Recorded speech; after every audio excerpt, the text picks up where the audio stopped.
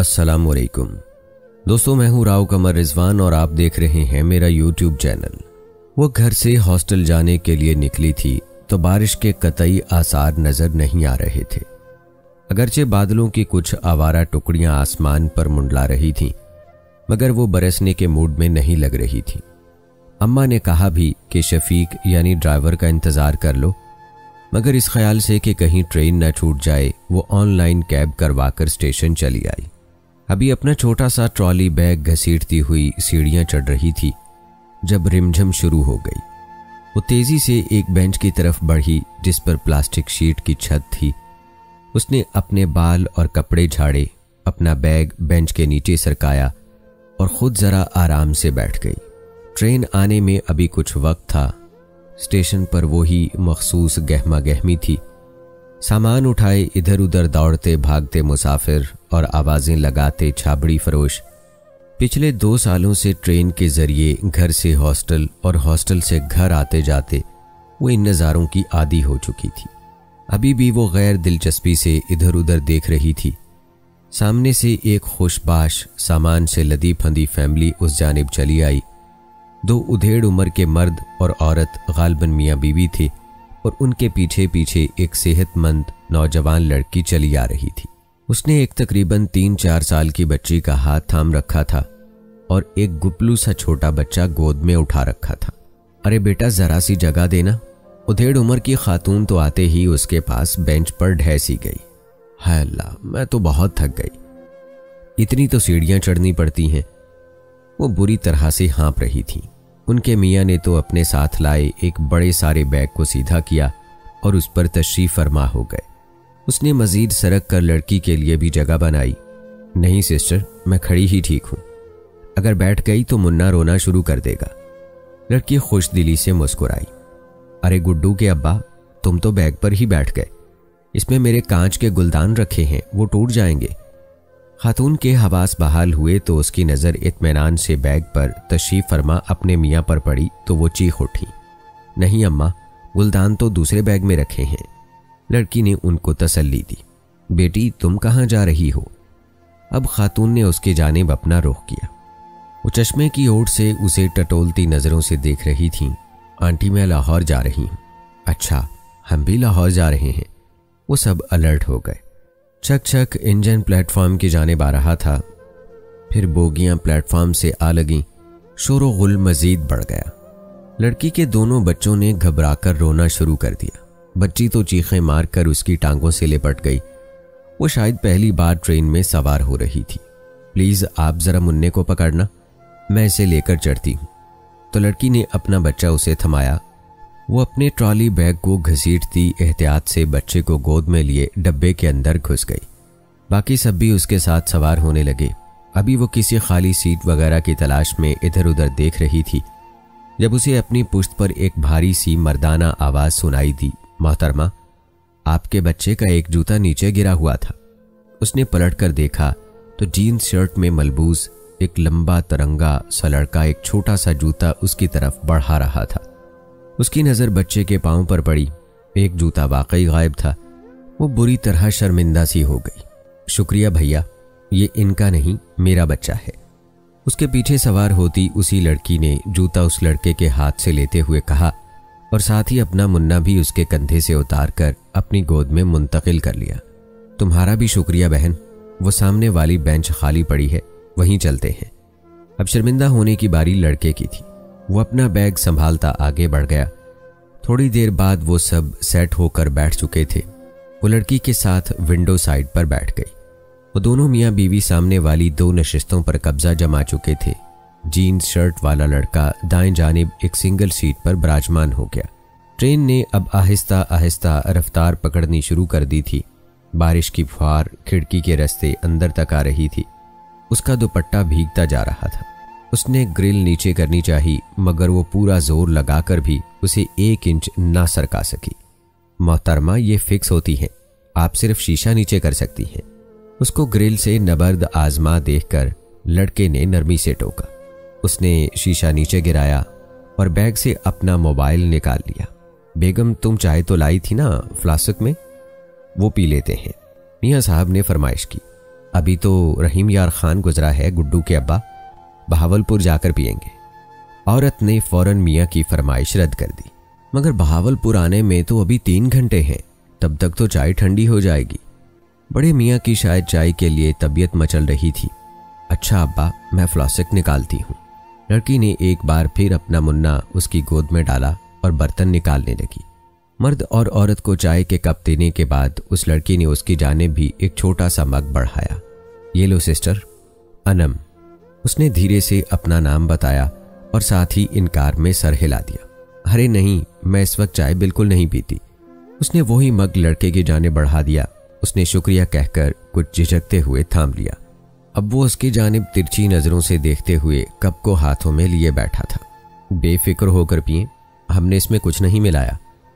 लड़की हंसकर बोली तो लड़का जल्दी जल्दी चाय के घूंट लेने लगा और वो अपनी जगह चोर सी बन गई। फिर उसने बड़े मियाँ की जानिब देखा। वो मज़े से चाय की चुस्कियां लेते हुए बाहर के नज़ारों का लुत्फ ले रहे थे। उन्होंने अपनी जेब से बिस्किट का एक पैकेट भी बरामद कर लिया और अब वो चाय में बिस्किट डबो कर खाते हुए कितने खुश और आसूदा से नजर आ रहे थे। उसने एक गहरी नज़र उन पर डाली। उसके दिल में एक हूक सी उठी। बेख्तियार उसकी ज़हनी रूह भटक कर अपने अब्बा की तरफ चली गई।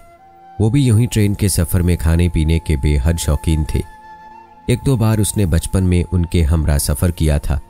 ये धुंधली धुंधली सी चंद यादें बाकी थीं। वो फराटे भरती ट्रेन और खाने पीने में मशगूल शफीक चेहरे वाले उसके अब्बा अब तो न जाने कैसे थे, किस हाल में थे। काफ़ी अरसे से उनके साथ कोई राब्ता ही नहीं रहा था। दरअसल उसके बचपन में ही उसके अम्मा अब्बा की तलाक हो गई थी। वो अम्मा के हमरा नानी के घर में रहती थी। तलाक के बाद उसकी माँ शदीद डिप्रेशन में चली गई थी। उसके दिल में ये खौफ बैठ गया था कि अब्बा उसे उनसे छीन लेंगे। वो हमा वक्त उसे खुद से लिपटाए रखती। अब्बा उससे मिलने आते तो उन्हें गश आ जाता, हाथ पांव ठंडे हो जाते। वो उसे खुद से चिमटा लेती। नानी बामुश्किल अलग करके अब्बा से मिलने के वास्ते गली में भेज देती। फिर अब्बा ने भी दूसरी शादी कर ली। उनका आना कम हो गया। नानी अक्सर जताती, देख लो तुम्हारे बाप ने झट ब्याह रचा लिया, मगर माँ ने तुम पर अपनी जवानी वार दी। वो अब्बा से और भी मुतनफ़र हो जाती। वो फ़ोन करते तो सर्द मोहरी से बात करती। अब्बा उसके खर्च के वास्ते कुछ रकम भी भिजवाते थे। उन माँ बेटी को उन मामूली रुपयों की कुछ ख़ास ज़रूरत ना होती, क्योंकि उन्हें नानी की पेंशन और नाना के असासों का बड़ा आसरा था। फिर अब्बा के फ़ोन भी कम से कम होते गए। गर्मा गर्म पकौड़े ले लो जी, मज़ेदार पकौड़े। वो हड़बड़ा उठी। ट्रेन बहावलपुर स्टेशन पर खड़ी थी। बारिश हनूस हो रही थी। भाई पकोड़े ताज़ा हैं? खातून ने इश्तियाक से पूछा, जबकि लड़की सोते हुए अपने दोनों बच्चों को गोद में लिए खुद भी ऊँघ रही थी। हाँ खाला जी, बिल्कुल ताज़ा और खस्ता है। पकोड़े वाला लपक कर आया। सूंदी सूंदी सी महक हर तरफ फैल गई।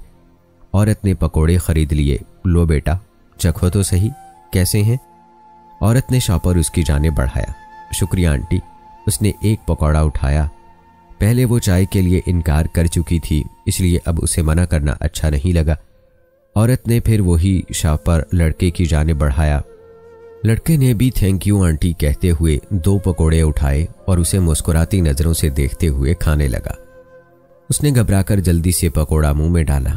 उफ, तौबा, उसके 14 तबक रोशन हो गए। उसने पकोड़े के साथ हरी मिर्च भी खाई थी।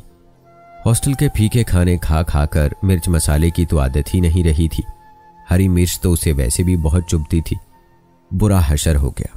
आंखों से पानी बहने लगा। मुंह लाल टमाटर सा सुर्ख हो गया। पानी की बोतल खाली पड़ी थी। लड़के ने जल्दी से एक छोटी सी पानी की बंद बोतल उसकी जानिब बढ़ाई। वो इनकार करने की पोजीशन में न थी। उसने गटागट सारी बोतल चढ़ाई। कुछ हवास बहाल हुए। औरत पकोड़े खाते हुए तबसरा फरमा रही थी, ऐसे होते हैं पकोड़े क्या? सादा बेसन में नमक मिर्च घोल दिया। अरे पकोड़े तो मैं बनाती हूँ। इतने सारे लवाजमात डलते हैं, हरा मसाला, हरा लहसुन, ताज़ा पुदीने की चटनियाँ, पालक, आलू, बंद गोभी, बारीक कटी हुई, सूखा धनिया, अनारदाना, इमली का गूदा और बस बेगम बस। इतनी महंगाई में इतने ढेर लवाजमात डालना बहुत मुश्किल है। सादा आलू बेसन पर ही गुजारा करो। लड़के के चेहरे पर मुस्कुराहट रेंग गई। आंटी आप शायद पकौड़े बहुत शौक से खाती हैं, अनम शाइस्तगी से पूछने लगी।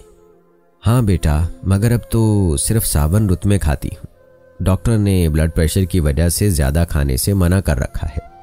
और तुम बेटा लाहौर किसके पास जा रही हो? आंटी मैं तो अपने हॉस्टल जा रही हूँ। अच्छा, तो पढ़ती हो वहाँ? वो कुछ सोचकर बोली, जी आंटी, लाहौर यूनिवर्सिटी में BS फाइन आर्ट्स की स्टूडेंट हूँ। उसने उनकी तसल्ली के लिए तफसील से जवाब दिया। सामने बैठा लड़का बेजारी से अपने मोबाइल को देख रहा था। मोहतरमा, आपके पास कोई बुक होगी? मेरे मोबाइल की बैटरी डेड हो चुकी है। वो अचानक अनम से मुखातिब होकर बोला। अल्लाह करे नौजवान नस्ल के तमाम मोबाइलों की बैटरियां हमेशा के लिए डेड हो जाएं, ताकि वो किसी तरह किताब की जानिब तो माइल हों। बड़े मियाँ बुड़बड़ाए। उसके पास मुस्तनसर हुसैन तारड़ का एक सफ़रनामा मौजूद था। उसने जल्दी से वही बैग से निकालकर लड़के की जानिब बढ़ा दिया। मुबादा बड़े मियाँ कोई किताब वगैरह ना होने पर उसे भी 4 बातें सुना दे। ट्रेन अब तेजी से मुल्तान से होती हुई लाहौर की जानिब महवे सफ़र थी। न जाने कैसे बैठे बैठे उसकी आंख भी लग गई। फिर जब लाहौर आया तो ट्रेन एक झटके से रुकी। लड़की के दोनों बच्चों ने एक साथ रोना शुरू कर दिया। वो भी हड़बड़ाकर उठ गई। सभी अपना अपना सामान समेट रहे थे। उसने भी अपनी ट्रॉली बैग निकाला। एक अफरा तफरी सी मची थी। दरवाजे के करीब बहुत रश था। वो औरत और लड़की के हमरा रास्ता साफ होने का इंतजार कर रही थी। जब उस लड़के ने शुक्रिया कहकर उसकी किताब लौटाई, फिर उस पर एक गहरी अलविदाई नजर डालकर अपना बैग संभालता हुआ तेजी से बाहर निकल गया। इस फैमिली को तो उनके रिश्तेदार लेने आए थे। औरत और लड़की दोनों गर्मजोशी से उसे खुदा हाफिज कहते हुए रुखसत हुए और उसने तेज कदमों से टैक्सी स्टैंड का रुख किया। एक एक करके कई दिन गुजर गए। वो अपनी पढ़ाई में मसरूफ हो गई। एक दिन लाइब्रेरी में बैठी अपने नोट्स बना रही थी जब उसकी क्लास का सीआर उसे ढूंढता हुआ आ पहुंचा। तुमसे कोई मिलने आया है? कैफे में बैठा कर आया हूं। हैं? कौन आ गया? वो हैरान हुई। इस शहर में तो उसका कोई रिश्तेदार वगैरह नहीं रहता था। वो सोचते हुई कैफे आई और फिर दरवाजे पर ठिठक गई। सामने वही लड़का बैठा था, वही ट्रेन में मिलने वाला। उसे शदीद तप चढ़ी। इतना मुहज्जब और शरीफ दिखता था, मगर आम लड़कों की तरह कितना छछोरा और सड़क छाप निकला। उसने ट्रेन में आंटी को अपनी यूनिवर्सिटी का बताया था तो पीछा करते हुए वहीं आ पहुंचा। जी फरमाइए। उसने बामुश्किल खुद को ठंडा किया और उसे कड़े तेवरों से घूरते हुए पूछा। लड़के के चेहरे पर गहरी संजीदगी थी। वो कुछ देर तो यूं ही गुमसुम उसे देखता रहा, जैसे उसकी समझ में नहीं आ रहा था कि बात कहां से शुरू करे। इश्तियाल की एक लहर उसके अंदर आई। वो आस्तीन चढ़ाकर आगे बढ़ी। आखिर को ब्लैक बेल्ट थी। मिस्टर, मैंने पूछा है कि आप यहाँ किस सिलसिले में तशरीफ लाए हैं? उसके अल्फाज मुहज्जब मगर लहजा जहरीला था। लड़के ने एक नज़र से देखा, फिर तहम्मुल से बोला, अनम प्लीज़ थोड़ी देर आराम से मेरी बात सुन लें। अच्छा, तो इसने मेरा नाम भी याद रखा हुआ है। उसने दिल में तनफ्फुर से सोचा। हालांकि नामालूम था तो वो उसे ढूंढता हुआ सीधा यहाँ आ पहुंचा। उस वक्त वो कतई भूल गई। बात सुनने में क्या हर्ज था। उसने खुद को समझाया, फिर एक कुर्सी घसीट कर उससे ज़रा फासले पर बैठ गई। अनम, नाराज ना हूं, मैं आपसे आपके फादर के बारे में बात करने आया हूं। अब्बा के नाम पर वो चौंक कर रह गई। वो तो समझी थी कि वो उसे पहली नज़र की मोहब्बत वगैरह की कोई कहानी सुनाने आया है, मगर वो तो बिल्कुल मुख्तलिफ बात कर रहा था। मेरे अब्बा को आप कैसे जानते हैं? उसने बेसब्री से सवाल किया। दरअसल आपके अब्बा ने मेरी फूफी से निकाह किया था। पहले तो मुझे भी इल्म नहीं था। एक दिन ऑफिस वालों से उनके वाजबात वसूल करने थे तो उनकी फाइल बनवा रहा था। कागजात में उनके साथ आपकी एक तस्वीर भी बरामद हुई थी। तस्वीर बहुत पुरानी थी मगर बहुत वाज़ेह थी। उस दिन ट्रेन में आपको देखकर ठिठक गया था, मगर बेयकीन सा था। आपकी बुक पर आपका नाम दर्ज था। घर आकर फूफो से पूछा तो उन्होंने भी तस्दीक की और साथ ही ये भी बताया कि आपके अपने अब्बा के साथ ताल्लुकात बराए नाम ही रहे हैं। मैं भी इस बात को नज़रअंदाज कर देता, मगर अभी 3 दिन पहले उन पर फालिज का शदीद हमला हुआ है। वो हॉस्पिटलाइज हैं। हालत खासी मखदूश है। उन्हें आपकी ज़रूरत है। मेरी दरख्वास्त है कि आप एक बार उनसे मिल लें। हो सकता है कि उनको आपसे मिलकर सुकून आए और उनकी हालत में बेहतरी आ जाए। हैं? अब्बा बीमार हैं? इतने बीमार? वो और भी बहुत कुछ कह रहा था, मगर उसका जहन सिर्फ उसी एक बात पर अटका हुआ था। उसे उस लड़के का चेहरा धुंधला सा नजर आ रहा था और सर चकराता महसूस हो रहा था। अनम, आप रिलैक्स हो जाएं, इंशाल्लाह सब अच्छा हो जाएगा। ये कार्ड है, उस पर हॉस्पिटल का पता दर्ज है। उसने दिलासा देते हुए उसकी जानिब एक कार्ड बढ़ाया जिसे उसने गायब दिमागी से पकड़ लिया। वो यूं ही हक दक की बैठी थी।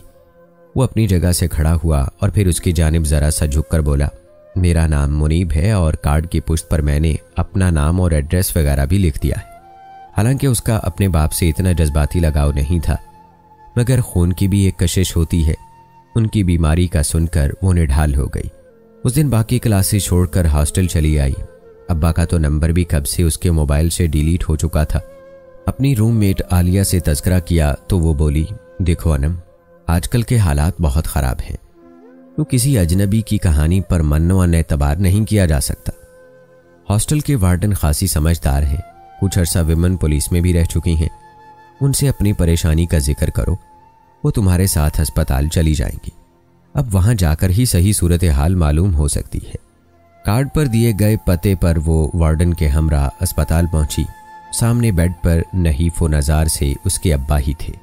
इतने कमज़ोर, इस कदर लागर हड्डियों का तकरीबन ढांचा।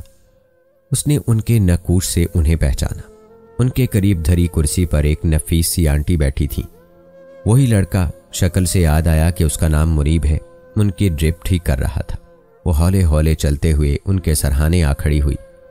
फिर उसने उनके झुर्रियों भरे कमज़ोर से हाथ पर अपना हाथ रखा।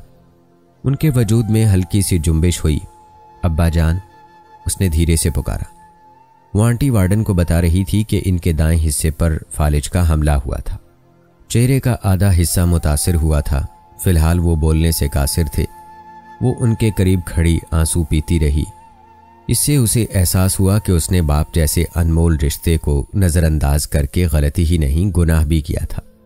वालिदैन के ज़ाती इख्तलाफात अपनी जगह, वो दोनों ही बच्चों की यकसा मोहब्बत और तवज्जो के हकदार होते हैं। ये जूस लें। वो अपनी ही सोचों में गलता थी। जब मुनीब ने जूस का डब्बा उसकी जानिब बढ़ाया, उसने चौंक कर देखा। वो चेहरे पर नरम सा तासुर लिए उसकी जानिब देख रहा था। उसने भी तशक्कुर से उसे देखा। वो काफ़ी देर बैठी रही। रुखसत होते वक्त जब उसने एक बार फिर अब्बा जी पुकारा तो उस बीमार वजूद में हल्की सी हरकत महसूस हुई और फिर उनकी बाएं आंख से एक आंसू टपका और वो बरसती आंखों से लौट आई। फिर वो रोज़ शाम में हॉस्पिटल जाने लगी। कभी अब्बा के लिए सूप और दलिया वगैरह भी बनाकर ले जाती। मुनीब भी अक्सर वहीं होता। वो देख रही थी कि वो कितनी जिम्मेदारी से उनको संभलने में आंटी की मदद कर रहा था। वो कम गूसा लिए दिए रहने वाला इंसान था। उसकी मौजूदगी में वो खुद को आरामदेह महसूस करती थी। फिर अब्बा की हालत काफ़ी संभल गई और एक दिन वो हॉस्पिटल से डिस्चार्ज कर दिए गए। मुनीब ने बताया था कि उनके रिटायरमेंट के बाद आंटी ने पेंशन के रूपों और बचत को मिलाकर एक छोटा सा घर खरीदा था। इसी दौरान उसका अपने घर भी जाना हुआ। अम्मा, मैं अब्बा से मिली थी। उसने हौसला पाकर डरते डरते अम्मा से तज़किरा किया। वो खिलाफे मामूल खामोश रही। अम्मा, वो बहुत बीमार रहे हैं। अम्मा, मैं अब उनसे मिलना चाहती हूँ। मैंने गलती की थी। वो धीरे धीरे बोल रही थी। मैंने भी गलती की थी। उनके मुंह से सरसराता सा जुमला निकला। उसने बेयकीनी से उनकी तरफ देखा। जब से तुम्हारे नाना अब्बू और नानी अम्मा फौत हुए हैं, मैं खुद को इतना तन्हा महसूस करती हूँ। अब मुझे एहसास होता है कि एक अहम रिश्ते से महरूम रखकर मैंने तुम्हारे साथ ज्यादती की है। मुझे माफ़ कर दो मेरी बच्ची। वो सिसक उठी। नहीं अम्मी, प्लीज़। उसने उन्हें लिपटा लिया। इस बार वो लाहौर आई तो अब्बा के घर भी गई। वो उसे देखकर खिल उठे। आंटी भी खुशदिली से मिली। वो मुतलाशी नज़रों से इधर उधर देख रही थी। मुनीब अब यहाँ नहीं होता। आंटी ने उसकी नज़रों का सवाल समझकर कहा तो वो बुरी तरह से शर्मिंदा हो गई। वो आंटी, मैं समझी वो आपके साथ रहते हैं। उसे अपनी मायूसी पर हैरत हो रही थी। उसने खजालत छुपाने के लिए जल्दी से कहा, वो तो तुम्हारे अब्बा बीमार थे, इसलिए मेरी मदद के ख्याल से चंद रोज़ यहाँ रहा था, वरना उन लोगों का घर तो फैसल टाउन में है। वो शाम को अपनी चंद जूनियर्स को ट्यूशन पढ़ाती थी। आज उसे ट्यूशन फीस मिली थी तो अपनी रूममेट आलिया के हमरा मार्केट चली आई। दोनों ने कुछ ज़रूरी शॉपिंग करनी थी। आलिया ज्वेलरी और मेकअप सेक्शन की तरफ चली गई। वो अपने लिए स्टॉलर पसंद कर रही थी। उसे एक गहरे कलर का नफीस सा स्टॉलर पसंद आया तो वो उसने आंटी के लिए ख़रीद लिया। फिर अब्बा के लिए एक सफ़ेद कुर्ता भी दिल को भा गया। इधर उधर घूम रही थी जब नज़र एक खूबसूरत ब्लैक कलर की मर्दाना शर्ट पर पड़ी। बेख्तियार नज़रों के सामने मुनीब का सरापा घूम गया। उस पर यह कितनी सूट करेगी। जी में आया कि वो भी खरीदे। फिर उसने बामुश्किल दिल को डांट टपट कर खामोश करवाया। भला वो उसको किस हैसियत से तोहफा देगी। आलिया की तरफ आई तो वो भी अपनी शॉपिंग मुकम्मल कर चुकी थी। ज़रा इस सब का बिल तो बना दें डिस्काउंट के साथ। दोनों ने सारा सामान काउंटर पर ढेर किया। उसकी आवाज़ पर सेल्समैन पलटा तो अनम हकदक रह गई। सामने मुनीब खड़ा था। आप यहाँ? बेसाख्ता उसके मुंह से निकला। जी मैं यहाँ पार्ट टाइम जॉब करता हूँ, वो एतमाद से बोला। वो बेख्तियार उसकी जानिब टिकटिकी बांधे देखे गई। मिस अनम, आप शायद समझी थी कि ये इतना बड़ा शॉपिंग मॉल मेरा है। वो उसके यूं देखने पर कुछ शरारत से बोला था। वो सटपट आ गई। जी नहीं। आओ आलिया। वो आलिया को घसीटती हुई तेजी से बाहर निकल आई। यार ये तुम्हारी स्टेप मदर का भतीजा है ना, बड़ा हैंडसम है। आलिया बोली तो वो तड़प उठी। यूं नामहरम मर्दों की तारीफ करना गुनाह है। वैसे भी औरतों को नजरें झुकाकर रखने का हुक्म दिया गया है। मजहब में औरतों को नहीं, मर्दों को नजरें झुकाकर रखने का हुक्म दिया गया है। मैं तो बाय द वे बात कर रही थी।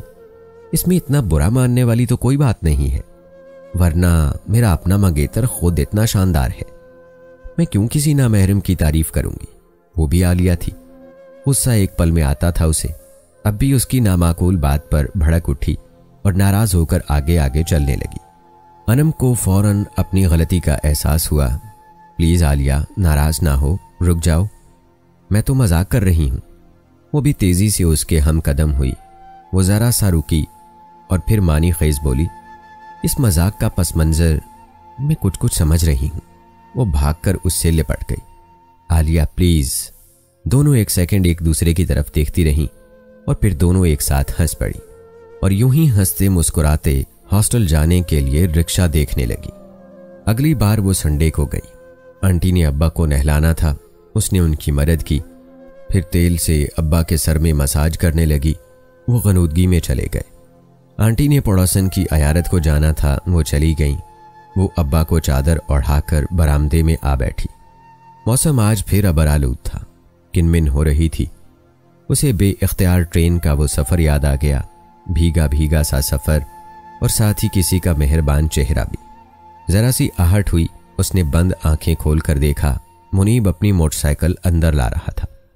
उसके दिल को अजीब सी खुशी हुई। मन में एक शोर सा मचा। उसने डपट कर दिल को खामोश कराया। वो लंबे लंबे डग भरता इधर ही आ रहा था। हाथ में एक शॉपर थाम रखा था। उसे एकदम सामने बैठा देखकर ठिठक गया। फुप्पो कहाँ है? मैं उनके लिए पकौड़े लाया हूँ। वो पड़ोस में गई हैं। वैसे आपकी फुप्पो के अलावा भी यहाँ कोई होता है? वो खफगी से बोली। अच्छा तो फिर ये लें शॉपर। उसने लफाफा उसकी जानिब बढ़ाया। वो किचन में गई। ये दो अलहदा-अलहदा शॉपर में पकौड़े क्यों हैं? वो एक प्लेट में पकौड़े निकाल रही थी। एक में मीठे हैं और दूसरे में नमकीन। वाओ, आज तो मज़ा आ गया। उसने कुछ पकौड़े हार्ड पॉट में रखे और कुछ प्लेट में रखकर वहां चली आई। प्लेट सामने मेज पर रखी और जल्दी से एक पकौड़ा उठाकर मुंह में डाला। ये शायद नमकीन वाला था। ध्यान से खाइएगा, आज भी हरी मिर्च ना निगल लीजिएगा। वो मुस्कुराकर बोला तो वो खिलकर हंसने लगी। हंसते हंसते उसकी आंखों में पानी आ गया। वो दिलचस्पी से उस मुन्नी सी लड़की को देख रहा था जो कितनी जज्बाती थी। आपको वो सफ़र याद है? वो अपने पल्लू से अपनी आंखें पोंछ कर बोली। हाँ सब याद है। वो सादगी से बोला। मेरी जिंदगी का वो यादगार सफ़र था मुनीब। शुक्रिया आपका कि आपने मुझे मेरे अब्बा से मिलवा दिया, वरना मैं तो अपने इतने अहम रिश्ते को भूले बैठी थी। वो भराई हुई आवाज़ में बोली। मैं ममनून हूँ आपकी, आपने मुझे सारी उम्र के खसारे से बचा लिया और मैं भी शुक्रगुजार हूँ। अनम, मेरे शुक्रगुजार भला वो कैसे? मैंने आपके लिए क्या किया है? वो हैरत से पूछने लगी। उस दिन यूनिवर्सिटी आपसे मिलने आया था तो आप बड़े खतरनाक तेवरों से मेरी तरफ बढ़ी थी। शायद पिटाई का इरादा था, फिर शायद आपने खुद को मुश्किल से रोका था। वो मुस्कुराहट दबाकर बोला, ठीक समझे थे आप। अम्मा ने मुझे कराटे सिखाए थे ताकि मैं बवक्ते ज़रूरत अपना दिफा कर सकूं। 1-2 बार अपना पीछा करने पर आवारा लड़कों की ठुकाई भी लगाई थी मैंने। वो फखरिया बताने लगी। हाय अल्लाह, फुप्पो कहाँ है, कब आएंगी? वो मसनूई तौर पर घबराकर खड़ा हो गया। वो हंसते हंसते दोहरी हो गई।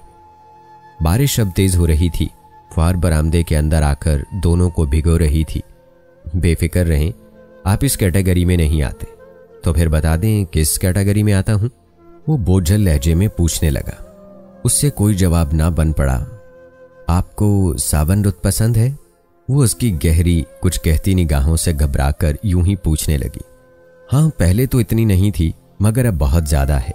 मुझे भी पहले तो नहीं थी मगर अब बहुत ज्यादा है। उसने भी उसका जुमला दोहराया। क्यों? दोनों के मुंह से बायक वक्त निकला। दोनों ही खामोश रहे। दोनों ही जानते थे कि यह सावन रुत उन्हें इसलिए पसंद है कि वो इसी सावन रुत में पहली बार मिले थे। सावन रुत के हमसफर दोनों के लबों पर मानी खेज खामोशी थी, मगर दोनों के दिल दुआगो थे कि सावन रुत के वो 2 हमसफर जिंदगी के हमसफर भी बन जाएं। दोनों के चेहरों पर खूबसूरत तबस्सुम सजा था और आंखों में आने वाले खुशकुन वक्त के सपने दमक रहे थे। सावन की ठंडी ठंडी हवाएं उन्हें छूकर गुजर रही थीं और साथ ही उनके मिलन की दुआ भी कर रही थीं। जब 2 मोहब्बत भरे दिल सच्चे मन से एक दूसरे के तलबगार होते हैं तो आसपास की फिजाएं भी उनके लिए दुआगो हो जाती हैं। नाजरीन, कैसा लगा आज का ये सफ़रनामा? कमेंट बॉक्स में ज़रूर बताइएगा। मिलते हैं अगली वीडियो में। अल्लाह हाफिज़।